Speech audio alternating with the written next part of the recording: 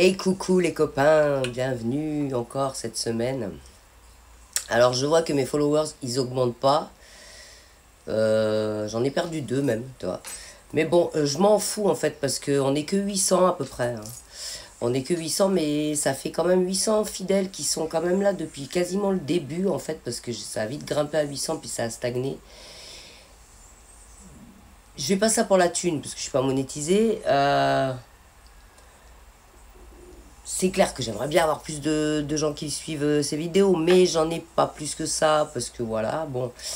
Mais je veux dire, si ça parle déjà à 800 personnes, bah déjà pour moi c'est beaucoup, et je suis contente parce que je sais que je fais pas ça pour rien en fait, tu vois. Parce que dans la vie, les gens ils courent après tout le temps, après la thune et tout ça. D'ailleurs, j'en parlais la semaine dernière sur l'histoire du coaching là. Tout est monétisable, monétisé, machin, nanana. Moi, non, la seule truc avec lequel j'ai envie de gagner de l'argent, c'est la musique, tu vois. Mais cette chaîne YouTube, j'ai plutôt créé pour donner mes expériences de vie. Alors, encore une fois, pas pour coacher. Ne me prenez pas pour un coach, je suis pas un coach. Mais donner mes expériences de vie, euh, que tout le monde puisse voir que là où j'en suis, à l'âge que j'ai, je suis en forme, je suis plutôt heureuse de ma condition, de ma vie, ce qui n'est pas le cas de tout le monde, toi. Et donc, je me dis juste que si mes expériences à moi peuvent vous t'aider à toi à aller mieux, c'est tout, quoi. Enfin, tu vois, je suis là pour ça, c'est tout. Voilà. Et puis pour partager quelques connaissances à droite à gauche que j'ai, voilà, mais c'est tout, tu vois, c'est vraiment une chaîne sans prétention. D'ailleurs, t'as bien vu, je fais pas des monstres montages, tu vois, je suis pas dans le design, t'as toujours ma même piole avec mon bordel au-dessus de mon armoire, enfin bon, tu vois, c'est pas, c'est pas une chaîne qui se la pète, quoi. C'est juste pour partager. Tu sais, il y a plein de gens que je sens qui sont seuls, qui vont pas bien, qui osent pas faire des trucs, qui osent pas sortir de leur zone de confort, ou qui osent pas quitter leur taf, ou leur mec, ou j'en sais rien, tu vois, mais qui vont pas bien, en tout cas, tu vois. Et j'essaye moi qui étais pendant longtemps pas bien aussi, j'essaye de partager mon expérience pour que tu vois que si tu textes, t'essayes, tu peux arriver à aller vachement bien dans ta vie, quoi, même si tu as eu une vie pas facile. Parce que moi, j'ai eu une vie pas facile, tu vois, vraiment. Donc, c'est juste, je suis là pour ça, c'est tout, tu vois. Et je te garantis, regarde, va voir mes followers, il n'y en a pas beaucoup. Je suis pas monétisé là-dessus, je suis même pas monétisé sur Instagram, alors que je pourrais, mais je sais pas ce qui me branle. Ils veulent pas enregistrer mes contacts, carte bleue, tout ça. Bon, j'insiste pas en fait. Le seul truc sur lequel j'ai envie vraiment de gagner de l'argent, oui, parce que c'est ça mon boulot maintenant, c'est la musique. Alors, tout en sachant que, d'ailleurs, j'en profite pour dire aussi que le 15 est sorti mon premier single qui est un peu sur toutes les plateformes sous le même nom que cette chaîne-là, Bamboo Multipass. Voilà. Bon, parenthèse faite, on commence la vidéo. Alors, aujourd'hui, je voulais parler de justement la confiance en soi. Parce que je vois plein de gens qui ont plein de talents divers et variés, tu vois. Que ce soit, alors beaucoup dans la musique, j'avoue, parce que je suis là-dedans, mais aussi dans plein d'autres trucs. Tu vois, et qui osent pas se lancer par rapport au regard des autres. La peur de la critique aussi, tu vois. Parce qu'il y a parmi ces gens-là, et moi je fréquente, en règle générale, je fréquente des gens qui sont quand même des sensibles, voire des hypersensibles, et que forcément, quand ils produisent quelque chose, que ce soit de la musique, n'importe quelle autre œuvre d'art ou de je sais pas quoi, peu importe la production, enfin, la nature de la production, ose pas la sortir, la diffuser, en parler, tu vois, par peur de la critique. Bah, j'ai envie de dire c'est putain de dommage en fait, parce que à côté de ça, moi j'en vois plein qui osent partager de la merde. Excuse-moi, hein. C'est pas, alors après oui, tous les goûts sont dans la nature, je respecte tout ça, tu vois, mais je vois des gens qui partagent des trucs, qui osent partager des trucs un petit peu faciles. Je pense en l'occurrence à ces gens qui font par exemple des œuvres d'art juste en lançant un saut de peinture sur une toile, quoi. Je veux dire, c'est... Ouais, ça va donner une œuvre aléatoire qui peut potentiellement être joli, mais qui peut être aussi très moche. Et derrière ça, pour moi, il y a une espèce d'hypocrisie aussi, tu vois. Enfin, je veux dire, qu'est-ce qu'il a produit, le man, en jetant un seau de peinture? Qu'est-ce qu'il a sorti de ses tripes en se jetant un seau de peinture sur une toile? Vas-y, explique-moi, quoi, tu vois. Et pourtant, bah, des fois, il y en a qui osent le faire, et puis ça fonctionne, et puis il y a des gens qui achètent ces toiles, et puis. Bon. Et à côté de ça, tu as des gens qui travaillent comme des acharnés. Je pense en l'occurrence à un pote qui fait de la musique, avec sa guitare slide, là, et qui a une voix, mais trop puissante, quoi. Et bah, ouais, il est là à se décourager, en fait. Parce que personne l'aide, parce qu'il n'est pas épaulé, parce que voilà, et une autre copine aussi pareil dans la musique, tu vois, et ça me désole en fait, parce que c'est des gens qui ont du talent, qui ont travaillé pour ça, parce que je veux dire, tu joues pas de la guitare du jour au lendemain, tu vois, et tu chantes pas non plus du jour au lendemain, donc,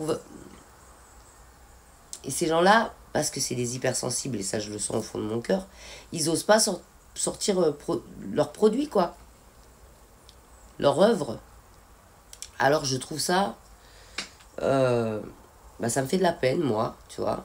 Et toi, peut-être que tu es là derrière ton écran à avoir un talent quel qu'il soit, hein, et que bah, parce que ton expérience de vie a fait que tu t'es fait beaucoup saboter dans la vie, descendre et tout ça, et ben t'oses même plus rien sortir, t'oses plus rien faire parce que effectivement ça te blesse au plus profond de toi et c'est normal.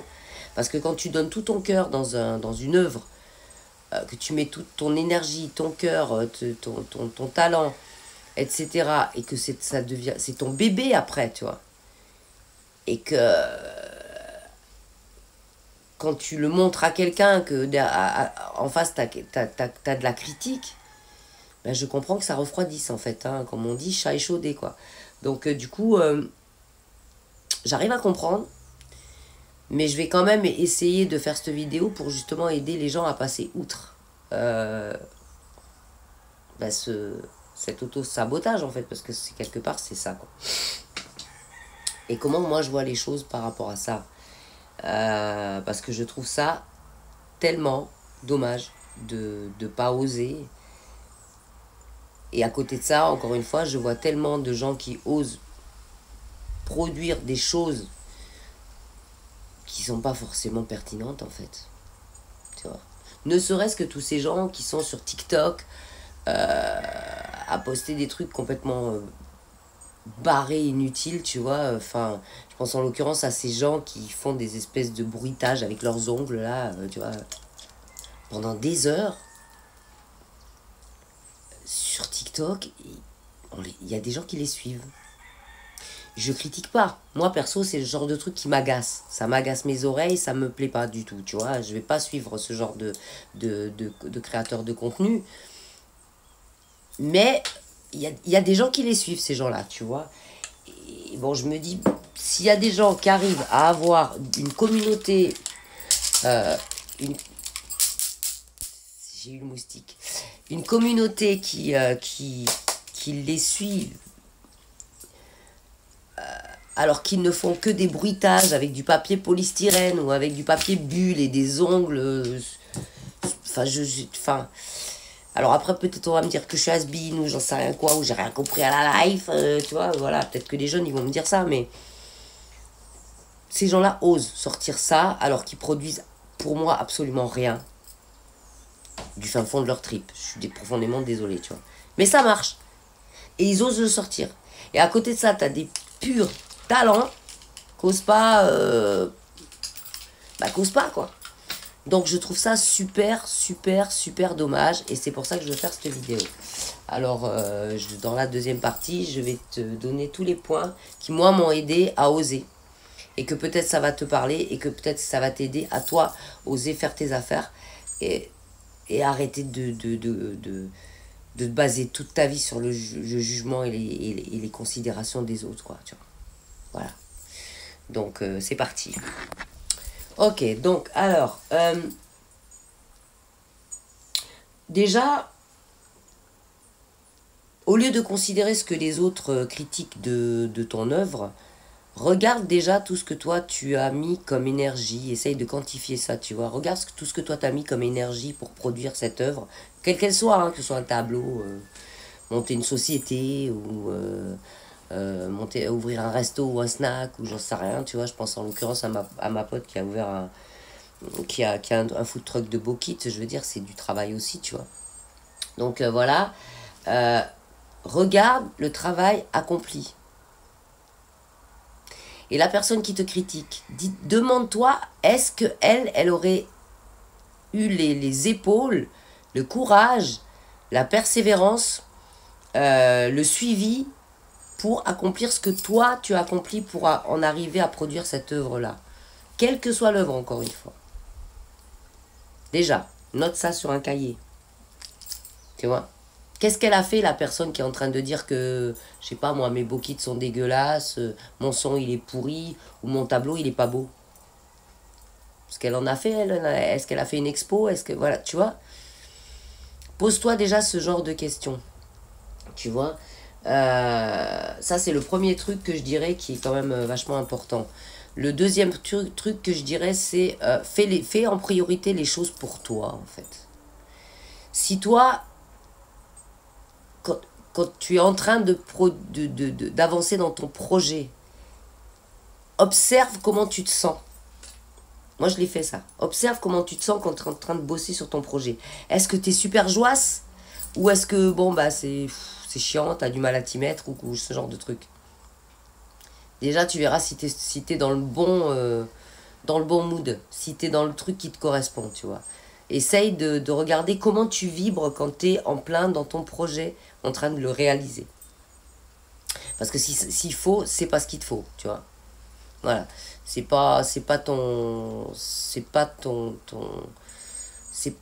c'est pas ton truc, quoi, tu vois. C'est pas le truc qui te fait vibrer. Donc, regarde, voilà. Si quand tu fais les choses pour toi, t'es super heureux quand t'es en train de peindre, par exemple, ou quand t'es en train de préparer une nouvelle recette pour ton resto, si ça te rend super joasse, quoi, et ben tu t'en bats les couilles de ce que les autres y... Enfin, pardon, faut pas dire des gros mots. Tu t'en fous, tu vois. Donc, c'est le deuxième point qui me semble quand même vraiment essentiel, tu vois. Et beaucoup plus important que le jugement d'autrui. Donc du coup, il faut que tu fasses vraiment ce qui te fait vibrer. Et ça, tu ne peux que le sentir en t'observant toi-même quand tu es en pleine action, en fait, en plein en train de faire la chose, l'œuvre que tu vas sortir ou la société que tu as montée ou je sais rien quoi. Si tu es vachement excité par le truc, super enthousiaste et tout ça, c'est que tu es dans le bon truc, tu vois. Vraiment, quoi. Ensuite, méfie-toi vraiment. Alors tu peux demander des conseils, c'est toujours bon à prendre les conseils, mais les conseils constructifs, tu vois. Mais justement, alors méfie-toi des gens, de ceux qui te donnent qui ont tendance à te donner des conseils déjà sans que tu leur demandes, déjà. Et à te donner des conseils alors que eux ne font rien pour avancer ou pour changer leur vie, tu vois. Tu sais, ces gens qui sont dans une vie qui leur convient pas forcément, mais que dès que toi tu essayes de développer ta passion, d'en vivre ou quoi que ce soit, qui sont les premiers à venir sans que tu leur demandes te critiquer, toi. Méfie-toi de cela. Parce qu'en général, c'est des gens qui aimeraient bien faire ce que tu fais, qui n'osent pas le faire, et que du coup, bah, c'est... Comment dire c'est... sous un couvert de critique constructive, c'est plutôt une tentative de sabotage, en fait. Tu vois, parce que bon, bah, tout le monde sait que quand on sort un nouveau truc, on est toujours anxieux d'avoir le retour. Donc ces gens-là le savent très bien. Et ils se disent, putain, il a osé le faire, alors, ou elle a osé le faire, alors putain, ah, je vais essayer de... Enfin, moi, merde, moi j'y arrive pas. Et je vais essayer de critiquer son truc pour voir si ça va pas... Tu vois, t'as des gens comme ça qui sont malveillants et qui essayent de te déstabiliser. Il faut pas croire que tout le monde est comme toi, gentil, bienveillant et qui cherche à ce que ça fonctionne pour tout le monde. Hein. Le monde est cruel quand même. Hein. Il faut quand même si moi j'aimerais que ça soit autrement, ou toi peut-être, tu vois, parce que je pense que si tu étais quelqu'un de bienveillant, sinon tu suis pas ma chaîne. Ça ferait longtemps que tu te serais barré parce que tu te ferais chier. Mais Tu vois, il faut quand même être conscient que c'est pas tout le monde qui réfléchit comme toi. Donc, faut être conscient des loups qu'il y a dans la bergerie, quoi. Ou alors des moutons déguisés en loups. Ou l'inverse. Tu vois. Ouais. Voilà. Donc, méfie-toi donc de ceux qui te donnent des soi-disant bons conseils alors qu'eux, ils font rien de leur life, ils font rien pour sortir de leur zone de confort, ils font rien pour avancer. Et ils sont dans leur vie de merde, dans leur boulot de merde, dans leur environnement de merde. Ils osent pas en sortir, mais ils te critiquent toi parce que toi, tu oses. Tu vois, méfie-toi de cela. C'est, à mon avis, c'est du sabotage, quoi. Écoute ton ressenti à toi, sans influence extérieure déjà, pour faire tes affaires, tu vois. Qu'est-ce que toi, tu ressens qui est bon pour toi, en fait? C'est ça qu'il faut te poser aussi comme question. Qu'est-ce que toi, tu ressens qui est bon pour toi? Ça te fait vibrer? Ok. Tu penses que c'est le bon moment pour ouvrir ton entreprise? Fonce. Arrête de te poser 3000 questions parce que à force de vouloir te perfectionner à l'infini, au final, tu fais rien, quoi.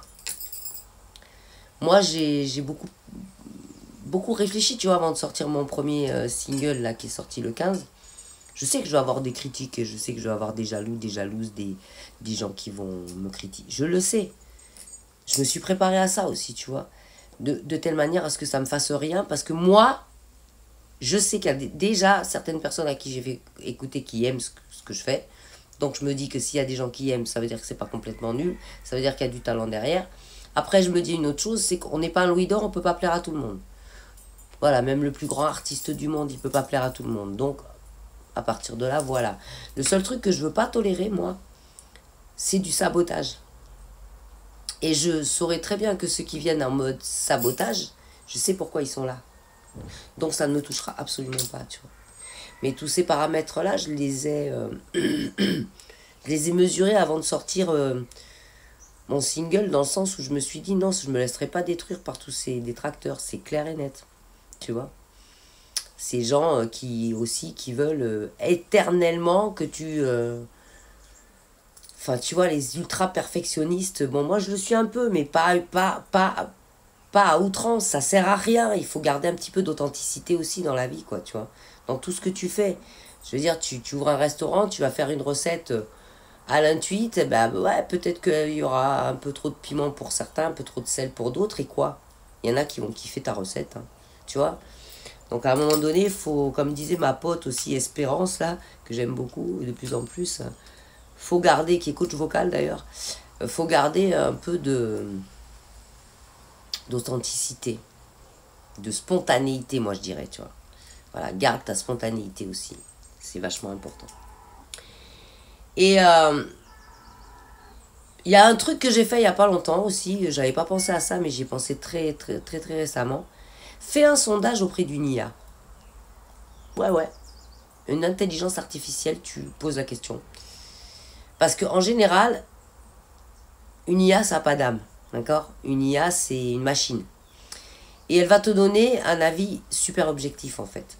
Et je pense que c'est bien plus constructif de demander l'avis à une IA, selon ce que où t'en es, qu'à un humain. Parce que l'humain, il engagera toujours son ressenti et son émotion. Et comme en règle générale, quand tu fais un projet que plein de gens aimeraient faire mais qu'ils n'osent pas, tu es susceptible de te retrouver face à des gens qui vont te faire du sabotage juste par jalousie, en fait. Donc essaye ça. Fais un sondage auprès d'une intelligence artificielle et ça va peut-être t'aider à avancer, quoi.